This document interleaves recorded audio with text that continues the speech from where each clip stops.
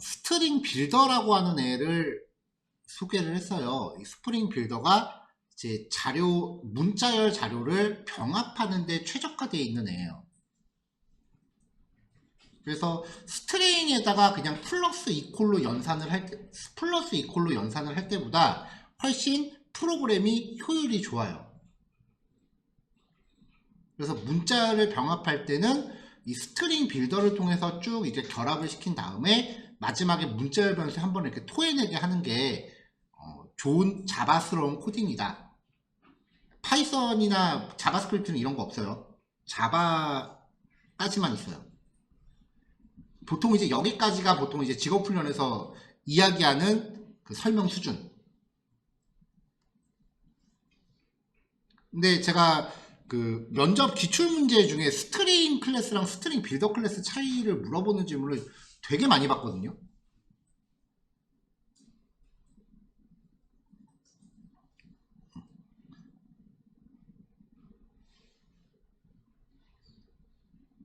그래서 이 스트링 빌더 클래스에 대해서 지금 그냥 한번 맛보기로 지금 우리가 공부하는 거는 이제 어떤 뭐라고 해야 되나 그 직무 기술에 대해서 이제 얘기를 하는 거잖아요. 그 직무 기술을 다루는 원리는 이제 코드가 이제 내부적으로 어떻게 작동하는지 그런 원리를 이제 이해를 해야 되는 거잖아. 그 원리를 이해하기 위해서 공부하셔야 되는 게 이제 코딩 테스트라는 거예요. 맛보기로 스트링 빌더 클래스에 대해서 지금까지의 수업 스타일하고 좀 다르게 설명을 해드려 볼게요. 여러분들이 이 과정을 이제 종강하고 나면은 우리가 같이 공부했던 내용을 복습을 다 해서 여기 있는 기술들은 내가 그래도 예전에 했던 자료 좀 뒤적뒤적하면서 하면 얼추 이제 뭔가 만들어 볼 수 있을 것 같다 라는 정도까지 이제 정리가 되면은 그 다음에 어느 부분을 공부하셔야 되는지.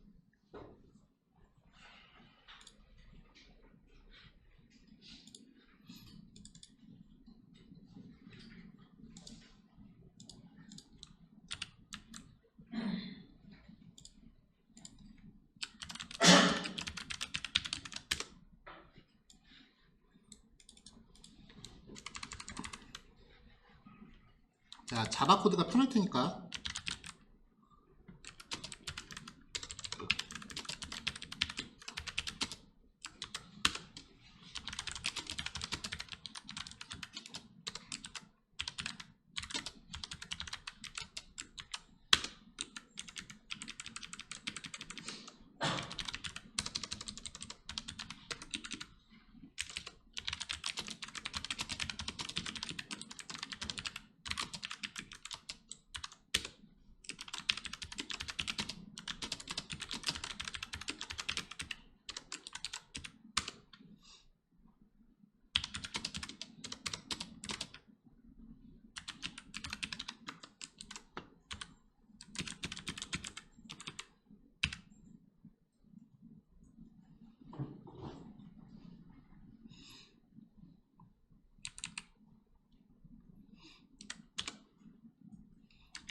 파라미터 정수로 그냥 정수만 할까요?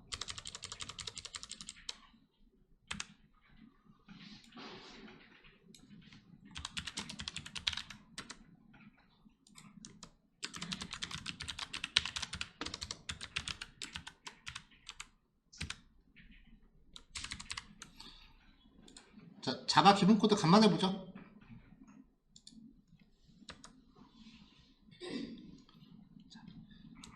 프로그램 코드에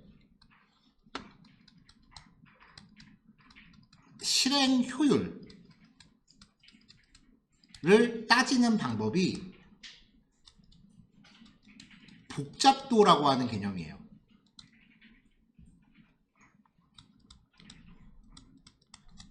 컴플렉시티. 이 복잡도에는 시간 복잡도와 공간 복잡도라는 개념이 있어요. 시간 복잡도는 이 메서드의 실행 효율을 따지겠다라고 하면 얘가 얼마나 오래 실행하느냐. 물론 짧게 실행할수록 좋은 거겠죠. 공간 복잡도라고 하는 거는 얘가 얼마나 메모리를 많이 차지하느냐. 변수를 적게 쓰는 게 적은 메모리를 쓰니까 더 좋겠죠. 그래서 프로그램의 성능을 측정할 때는 이 두 가지를 복합적으로 따져야 되지만 요즘은 컴퓨터 성능이 좋으니까 대체로 시간 복잡도하고 공간 복잡도 중에 선택을 해야 된다면 공간 복잡도를 포기하고 시간 복잡도를 선택한다라고 표현을 해요. 그러니까 메모리 많이 쓰는 거는 요즘 컴퓨터는 문제가 안 된다는 뜻이야. 그러니까 어떻게든 반복을 가장 빠르게 끝낼 수 있는 방법을 연구하는 거죠.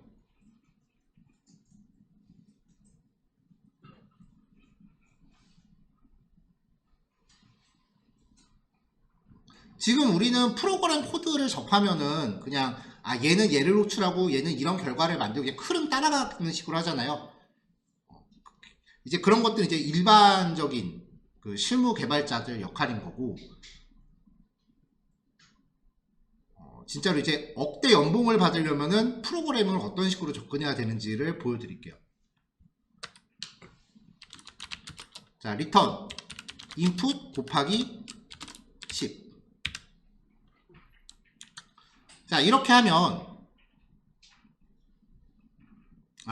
복잡도를 이야기하는 방법은요. 복잡도를 이야기하는 방법은 최선인 경우, 평균인 경우, 최악인 경우 이렇게 세 가지를 놓네요. 그러니까 이 파라미터 값에 따라서 이 메서드의 실행이 가장 최선일 때는 몇 번 만에 끝난다. 한 10번 정도 실행했을 때 평균적으로 몇 번 실행된다. 파라미터 값이 가장 크게 들어갔을 때 몇 번 만에 끝난다. 뭐 요렇게 들어가거든요. 이 최선일 때를 뜻하는 걸 이제 최선일 때를 뜻하는 거를 오메가 기호로 표현을 해요. 입력되는 데이터를 n이라고 쳤을 때 입력되는 자료에 따라 얼마만큼의 시간을 소비하느냐를 의미하는 함수입니다. 그래서 얘를 빅 오메가라고 부르고요. 평균일 때를 빅 세타, 그 다음에 최악일 때 알파벳 5예요. 그래서 빅 5라고 해요. 프로그램에서는 항상 최악의 경우를 따져요. 그래서 복잡도를 이야기할 때는 보통 이 최악인 경우를 뜻하고요. 그렇기 때문에 프로그램의 성능을 표현하는 방법을 빅 5 표기법이라고 합니다.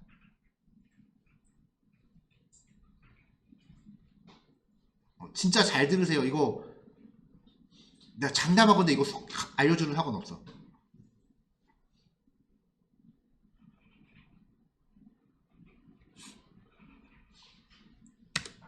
일반적인 대학도 진짜 이름 알만한 그 상위 대학들 아니면 얘기 안 해요. 이거.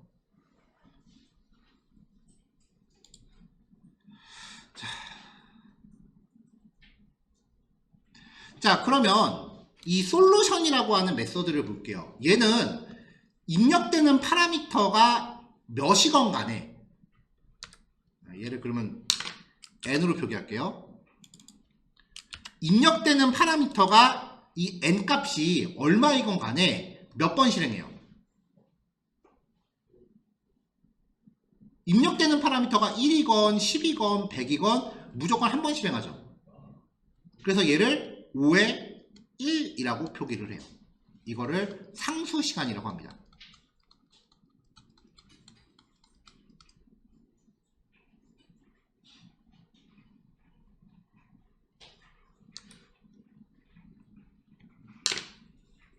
자, 그러면 이번엔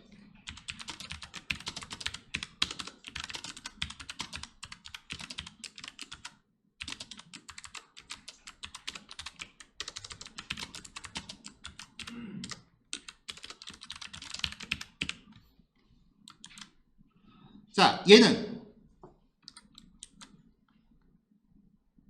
자, 얘는 무조건 한 번이죠. 그럼 얘는 상수 시간이야. 5의 1이야.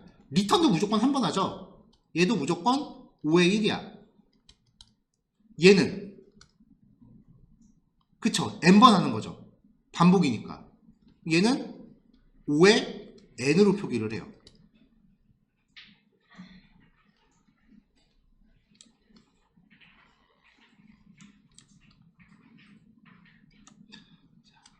자, 이쪽이 n이고 이쪽이 실행시간 t라고 했을 때 n값이 늘어날수록 실행의 수도 똑같이 증가하겠죠. n이 오면은 얘도 5번 하는 거고 n이 10이면은 n이 오면은 얘도 5번 하는 거고 n이 10이면 얘도 10번 하는 걸 거 아니에요. 그럼 이걸 실행시간을 표현하면 어떻게 되겠어? 직선의 그래프가 되겠죠. 그래서 이 5의 n을 선형시간이라고 합니다.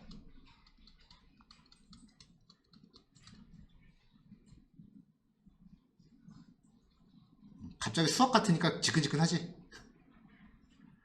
그렇게 어렵진 않아요. 그러면 이 함수에서 자 시간 복잡도는 무조건 최악의 상황을 뽑는 거라 그랬죠. 그럼 이 함수의 실행 복잡도는 5의 n이라고 표기를 해요.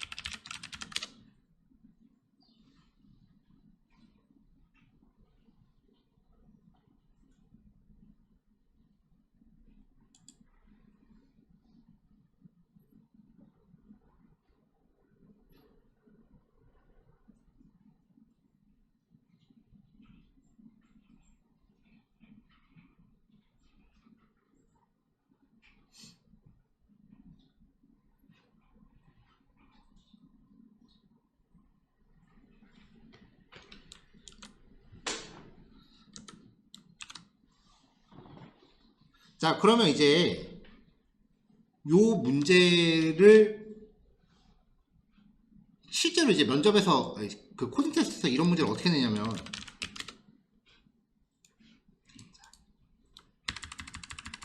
자, n값의 범위가 1부터 1, 10, 100, 1000만, 10만, 100만, 1000만 억의 범위를 갖는다라고 전제를 해줘요.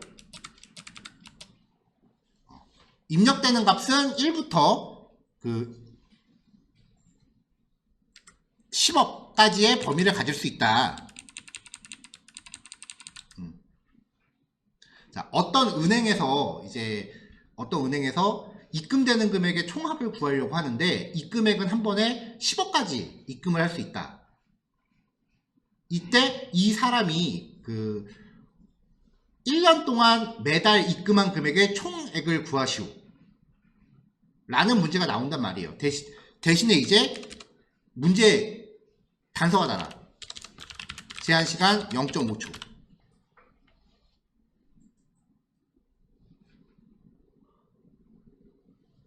이거 0.5초 만에 풀라는 얘기가 아니야. 이 프로그램이 0.5초 만에 결과를 만들어내게끔 하라는 거예요. 그러면 이렇게 짜면 다 틀려. 이렇게 짜면 그냥 다 틀려요.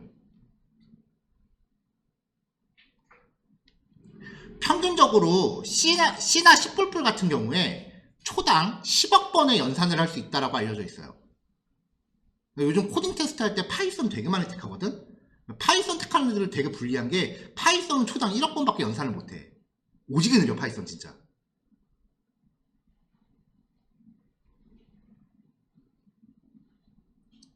근데 C나 C++는 사실 난이도가 좀 넘사벽이니까 사실 코딩 테스트 선택하기에는 자바가 제일 적합해요.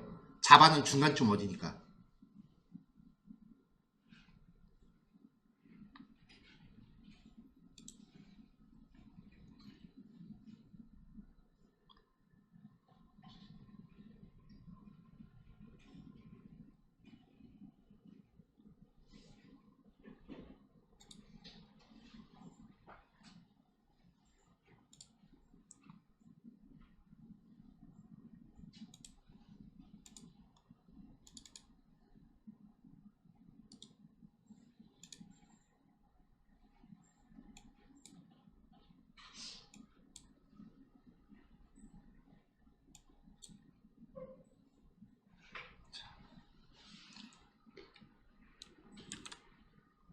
자, 그러면 이제 요 문제를 제한시간 0.5초 안에 풀어내세요 라고 하는 게 무슨 말이냐면은 입력값이 10억인데 최대 10억이니까 최악의 경우를 생각해야 된다 그랬잖아요.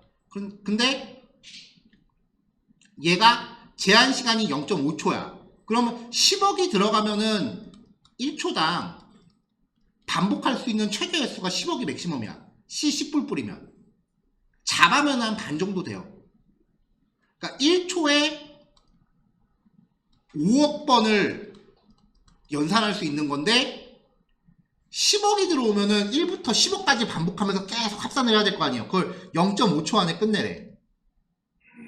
그러니까 이렇게 돌리면 다 틀리는 거지. 성능이 안 나오니까. 우리는 아직 코드 짜면서 성능에 대해서는 논하지 않았어요. 한 번도. 그러니까 우리는 어떻게든 작동하는 거를 만들어내는 게 목적인 거지 코드 품질을 논할 수준은 아니라고요. 지금. 그럼 얘를 어떻게 짜느냐? 1 더하기 n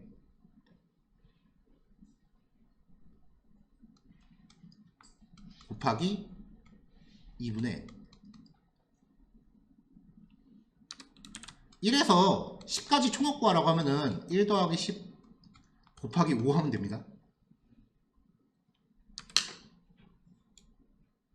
그럼 여기에 1 더하기 n 곱하기 이렇게 하면 얘는 n 값이 들어오더라도 무조건 한 번만 계산하죠. 그러면 시간 복잡도가 5의 n에서 5의 1로 바뀌죠. 정답은 이거예요. 이런 걸 찾아내는 게 코딩 테스트예요.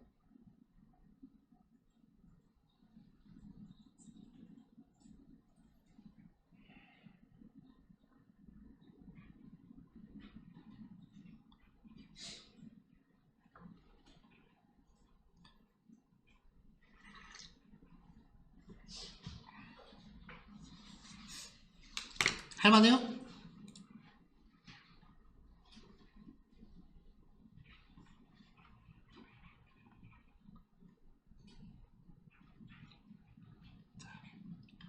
자, 상수시간과 선형시간이라고 하는 개념을 얘기했고요. 이번에는 요거 한번 해볼게요. 자, int cnt는 0이고요. while n이 0보다 큰 동안 반복을 해. 그래서 cnt에 1씩 증가시켜. n번 반복하면서. 이거는 n 값에 따라서 반복 횟수가 정해지는 거니까 그냥 단순히 아까 봤었던 선형시간이에요. 근데 얘가 반복 돌면서 계속 n 값을 건드리는 거야. 이런 식으로. 그럼 매번 반복할 때마다 n 값이 반으로 줄죠. 그러니까 처음에 만약에 파라미터로 10이 들어왔어. 그러면 처음에는 10번 반복할 줄 알았는데 한 번 진행했더니 5로 줄어.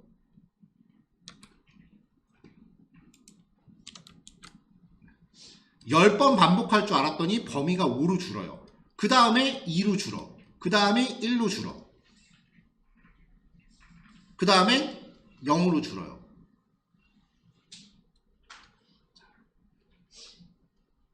자, 15, 2, 1, 0. 얘는 이런 식으로 줄어요. 이렇게. 얘는 이런 식으로 반복을 하는 동안 반복의 조건식이 어떤 연산 때문에 계속 변해. 그러면 이런 식이 되고 이런 식이 돼요. 반복이 계속 줄으면. 그럼 얘는 5의 로그 n이라고 표기를 해요. 로그 시간이라고 불러요.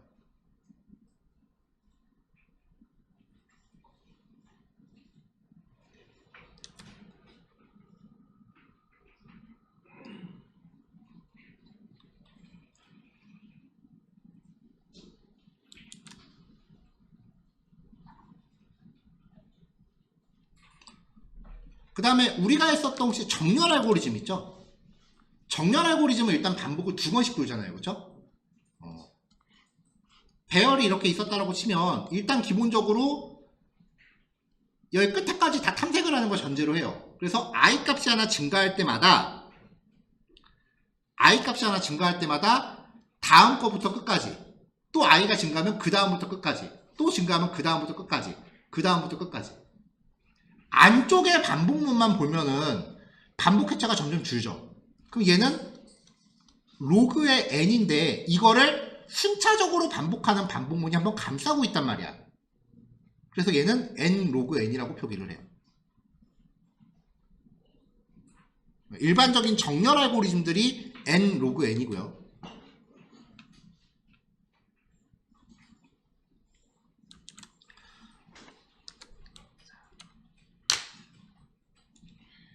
별짓기 기억해요?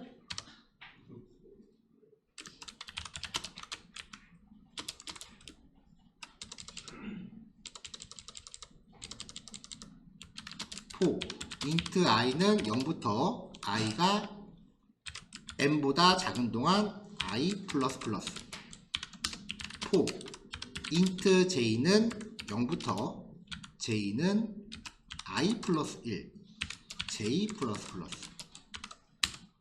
그래서 system.out.print 별 찍어주고 system.out.println. 자, 이게 별 찍기입니다. 기억나나요? 자, 이제 별 찍기를 제대로 한번 파봅시다.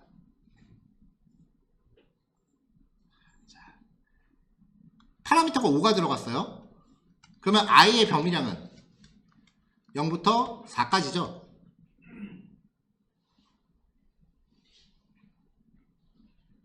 자, i가 0일 때, 자, 얘는 일단 반복을 하고 그 안에서 얘를 봐봐요. 얘. 일단 바깥의 반복문은 5의 n이야. 안쪽의 반복문 또 계산해 볼게요. 얘는 i가 0일 때 몇 번 해요? 반복 회차만 생각해. 이렇게 지키잖아.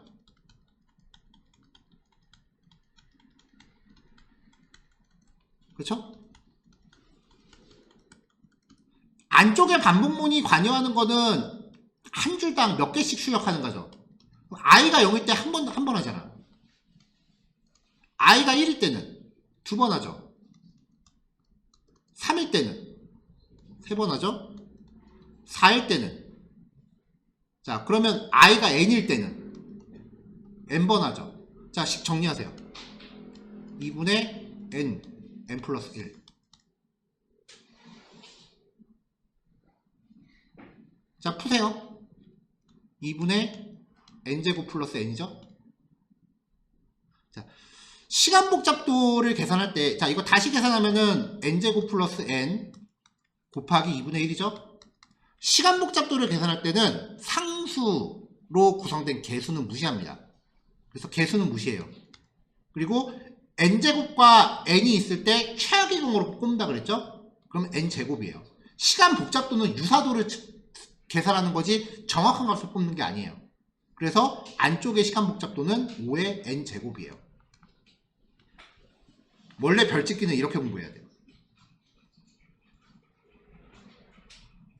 근데 내가 우리 처음 코딩할 때 이거 들이댔으면 다음날 한 반은 안 나왔을걸?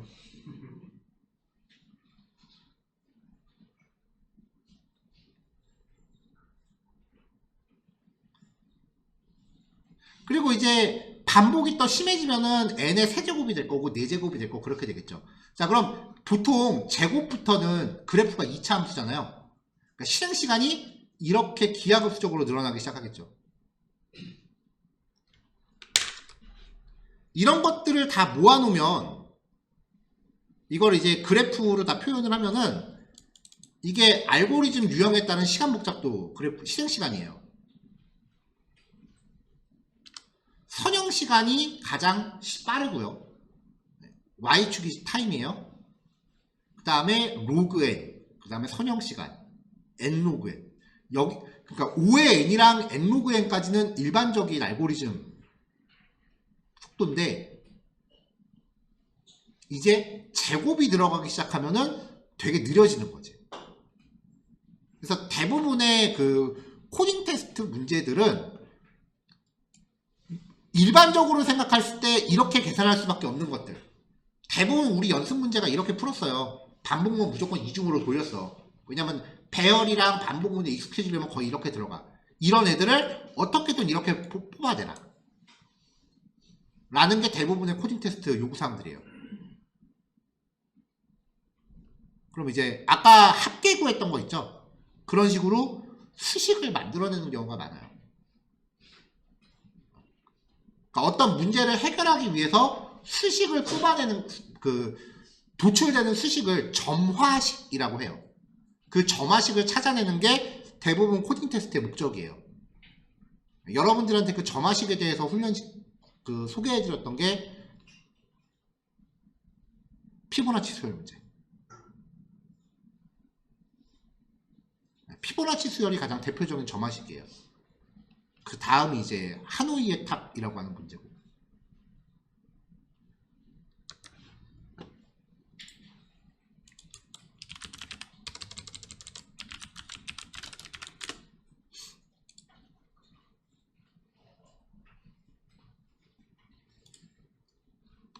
요거 알아요? 요거? 네. 요 원통을 여기 세 번째로 옮기는 보드게임. 이게 하노이의 탑이에요. 이거를 이제 일로 다 옮기기 위해서 몇 번을 수행해야 되는가를 도출하는 코드를 짜는 거예요. 근데 코딩에서는 이렇게 9단까지는 안 나오고 한 3단 정도 해요.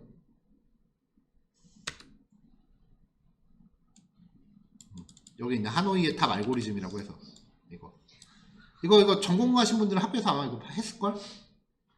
이거는 웬만한 학교는 다 해요.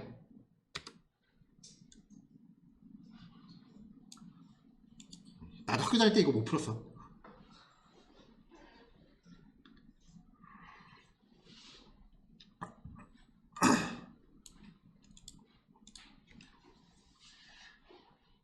자, 지금 우리가 배열과 스트링 빌더를 이야기하다가 갑자기 시간 복잡도 얘기로 빠졌어요. 지금 표정이 슬슬 안 좋아지기 시작해서 이제 더 깊게 얘기하진 않을게요.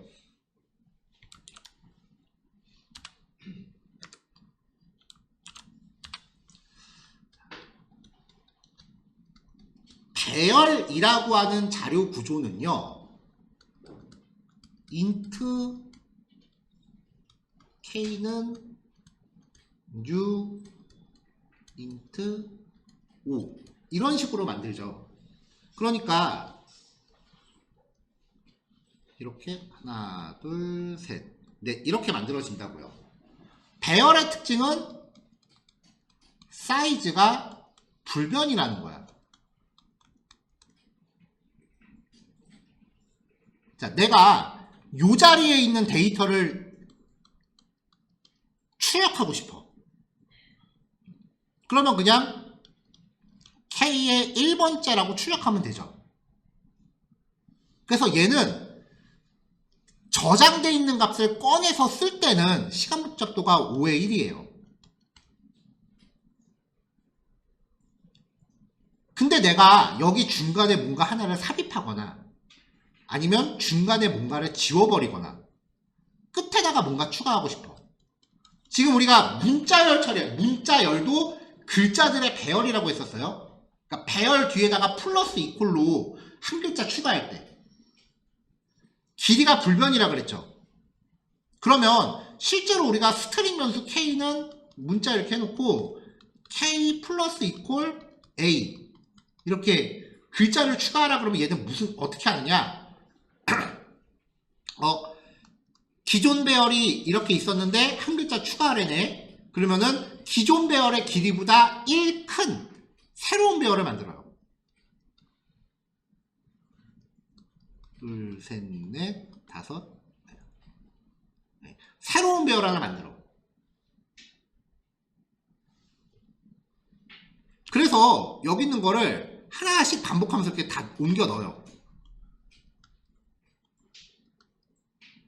그리고 새롭게 추가되는 원소를 여기다가 딱 넣어주는 거야.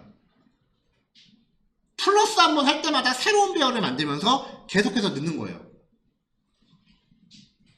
그러니까 배열의 어떤 원소를 새롭게 추가하거나 중간 거를 잘라내거나 하면은 기존의 모든 배열을 한 번씩 반복 돌면서 하나하나 일일이 옮겨줘야 되는 처리가 내부적으로 수행됩니다. 그래서 배열의 연산은 시간 복잡도가 5의 n입니다. 그래서 배열은 그 삽입 연산에 대해서 효율이 안 좋아요. 그래서 이 효율에 대해서 따지면은 가장 하지 말아야 되는 연산 중에 하나가 문자열 플러스 연산이에요.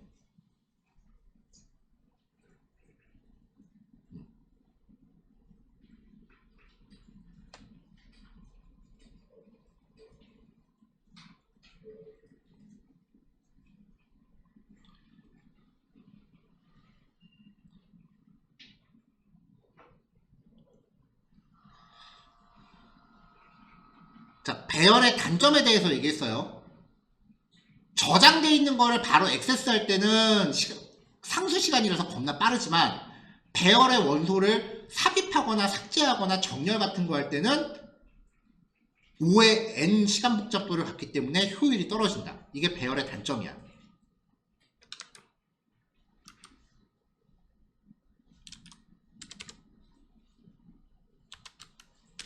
그래서 이런 단점을 보완하기 위해서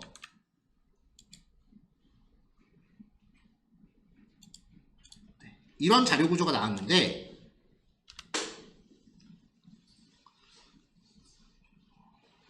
항상 얘는 2칸씩 차지를 해요. 자, 내가 저장하고 싶은 원소가 10, 20, 30, 40, 50이다. 이렇게 돼 있으면 먼저 10을 아무데나 넣어. 20이야. 20도 아무데나 넣어. 20. 자, 근데 10 다음이 20인 거잖아요. 자, 얘한테 자, 다음 20번 데이터는 L의 6 여기잖아. L의 6 위치에 있습니다 라고 따라가는 이정표를 하나 만들어 놓는 거예요. 자, 그 다음에 여기다가 또 데이터 넣고서 30. 그럼 얘는 다음 30번 데이터는 Q의 9에 있습니다. Q의 9. 그럼 또 따라가겠죠? 자, 그 다음 데이터는 여기에 40. 그럼 다음번 데이터는 5에, 아이고, 여기다 적어야죠. 5에 3에 있습니다. 얘는 또 이걸 보고 여기 따라가는 거죠? 50까지는 하지 맙시다. 네. 이런 식으로 만들어지는 리스트를 링크드 리스트, 줄여서 그냥 리스트라고 해요.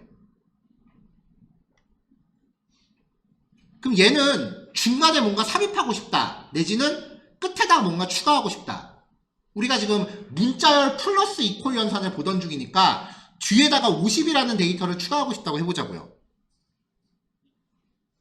그럼 얘는 그냥 아무데나 50이라고 해주고 다음번 데이터 t의 5에 있어. t의 5라고 그냥 이렇게 연결만 해주면 돼. 그래서 연산을 수행할 때 삽입, 삭제 이런 연산을 수행할 때 시간 복잡도가 5의 1이 나와요. 배열에 비해서 압도적으로 빠른 거지. 하지만 데이터를 탐색할 때는 자, 내가 40을 출력하고 싶어. 그럼 처음부터 다 따라가야 돼. 첫 번째 위치부터 L에 6 가세요. Q에 9 가세요. 5에 3 가세요. 아, 여기구나. 그러니까 데이터를 출력할 때 값에 접근할 때는 5의 n 시간 복잡도를 가져요. 장단점이 있는 거지.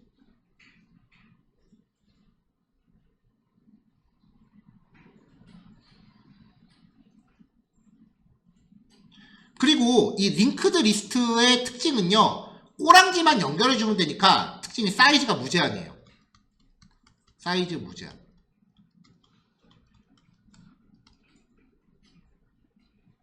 우리는 이 링크드 리스트라고 하는 녀석을 처음에 컬렉션 프레임워크 이라는 걸로 배웠고요. 리스트 타입으로 선언해서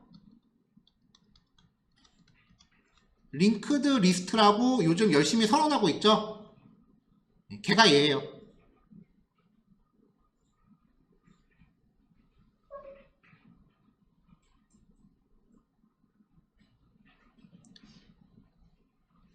사이즈가 무제한이라는 특성 때문에 지금 쓰고 있는데 값에 접근하는 거는 사실상 느려요.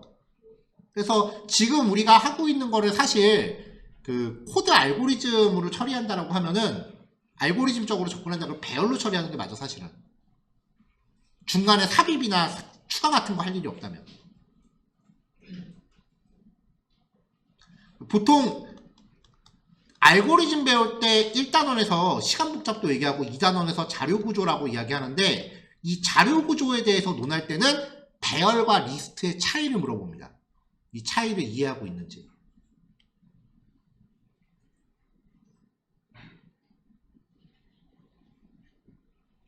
근데 파이썬하고 자바스크립트는 배열이 없어요. 전부 다 이 리스트예요.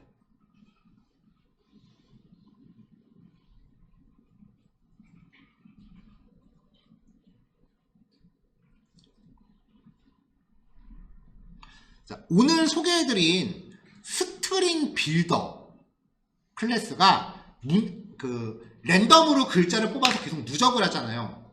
그럼 만약에 문자열 배열로 만들었다면 그냥 문자열로 만들었다면 스트링 K는 이렇게 만들어 놓고 K 플러스 이퀄 뭐 라고 했다면 처음에 빈문자열, 그 다음에 한 글자짜리, 그 다음 두 글자짜리, 그 다음 세 글자짜리, 그 다음 네 글자짜리, 그 다음 다섯 글자짜리, 이렇게 연산이 반복되면서 계속해서 배열을 만들면서 쓰잖아요. 그러니까 메모리 소비도 엄청난 거고 시간 효율도 떨어지는 거지.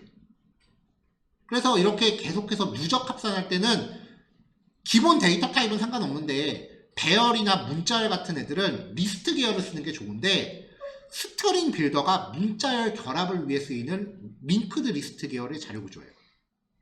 여기까지 설명해야 완전체.